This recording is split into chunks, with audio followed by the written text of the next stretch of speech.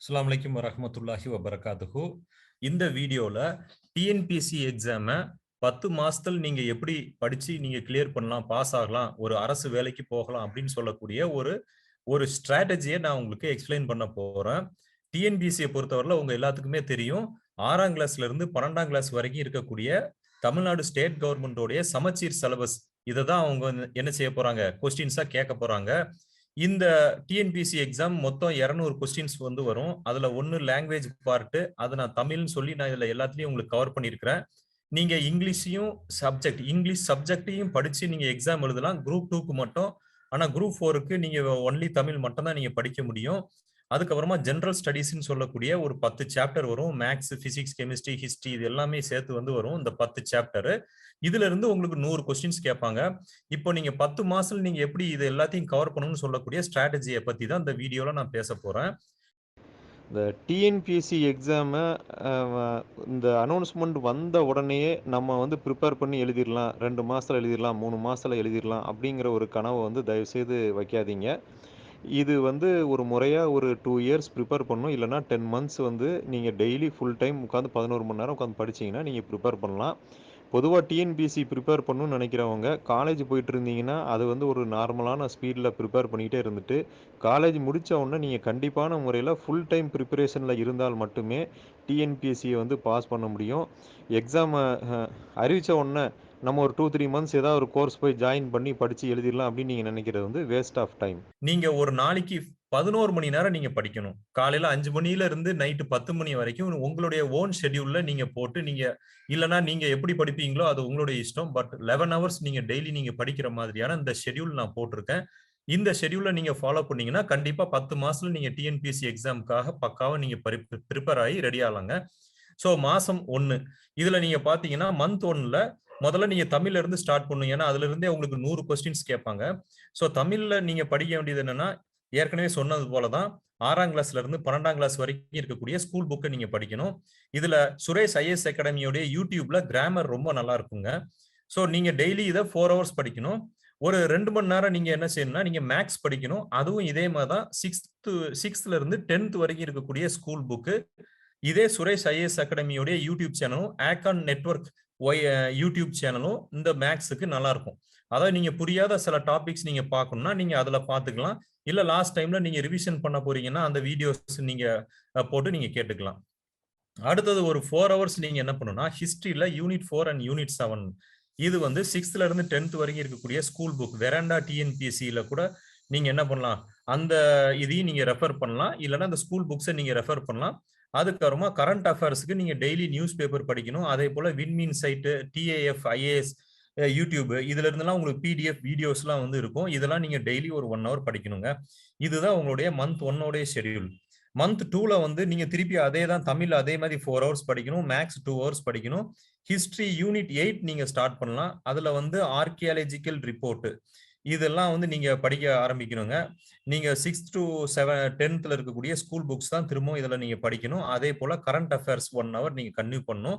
Month 3ல நீங்க பாத்தீங்கன்னா இதே தமிழ்ல வந்து நீங்க இன்னும் கண்டினியூ பண்ணணும். ஏன்னா நீங்க டெய்லி 4 ஹவர்ஸ் படிச்சீங்கன்னா உங்களுக்கு 75 டேஸ் ஆகும் உங்களுக்கு. ஸோ அதை வந்து நீங்க திருப்பி கன்டினியூ பண்ணணும்.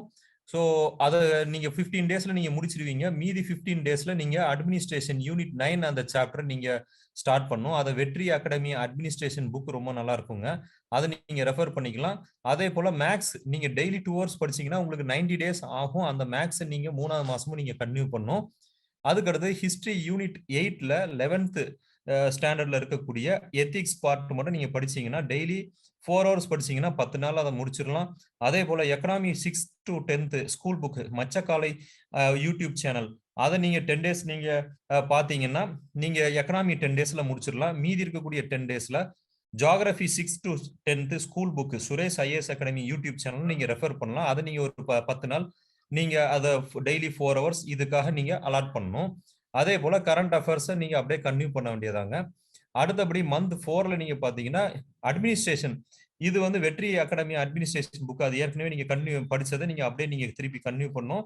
அதே போல பாலிட்டி 6th இருந்து 10th இருக்கக்கூடிய ஸ்கூல் புக் இதே போல சுரேஷ் ஐஏஎஸ் அகாடமியோட யூடியூப் சேனல் நீங்க ரெஃபர் பண்ணலாம்.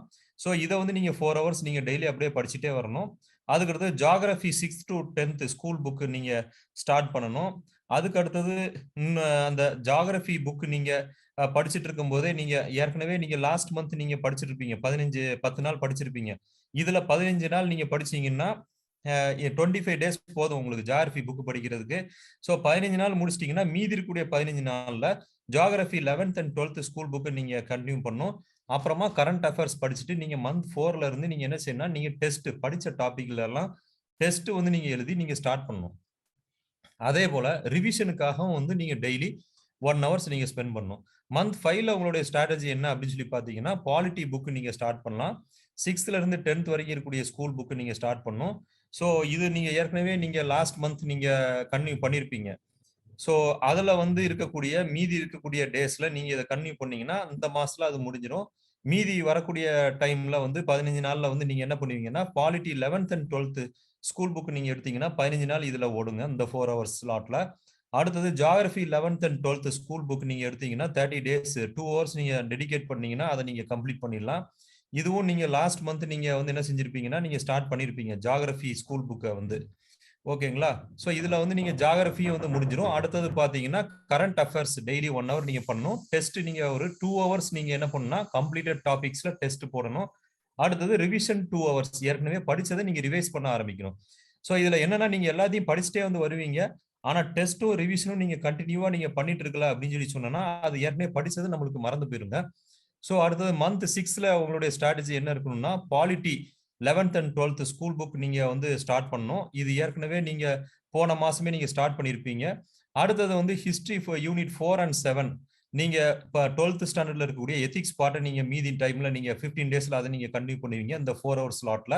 அடுத்தது டெஸ்ட் நீங்க வந்து போட்டு பார்க்கணும் 2 ஹவர்ஸ். ரிவிஷன் இப்போ வந்து நீங்க 3 ஹவர்ஸ் ரிவிஷன் பண்ற மாதிரி இருக்கும்.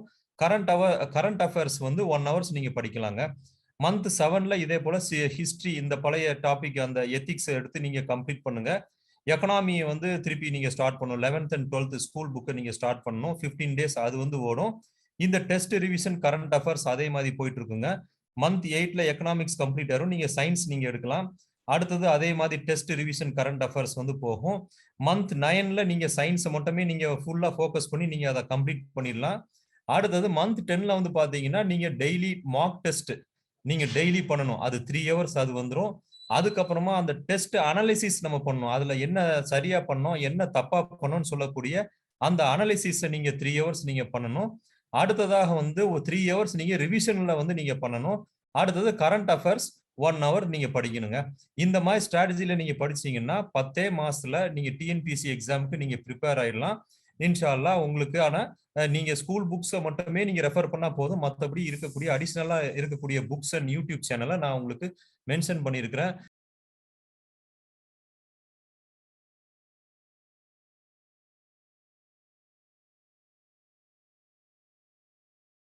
உங்களுடைய எக்ஸாம் ப்ரிப்பரேஷனுக்காக எங்களுடைய வாழ்த்துக்களை தெரிவிச்சு நான் விடை பெற்றுக் கொள்கிறேன். அஸ்ஸலாமு அலைக்கும் வரஹ்மத்துல்லாஹி வபரகாத்துஹு.